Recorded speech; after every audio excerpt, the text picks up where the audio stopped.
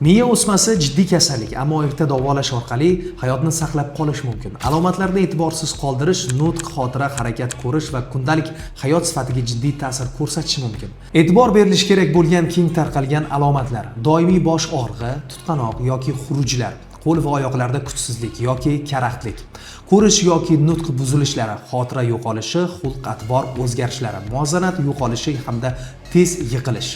Davolashni kechiktirish xavfli bo'lishi mumkin. Hushyorlik hayotni saqlab qolish yo'lidagi birinchi qadam. Nega miya o'smasi operatsiyasi uchun Hindistonni tanlashadi?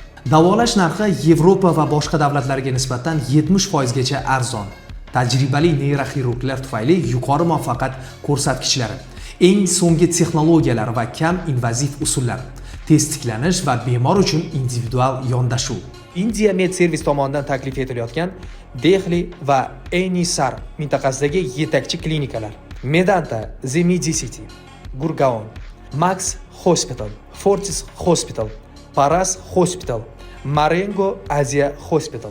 Directga yozing yoki izohlarda plus belgisini qoldiring. India Med Service sizni maslahatdan boshlab to'liq sog'ayishgacha kuzatib boradi. Erta tashxis, to'g'ri davolash, sog'lom hayot.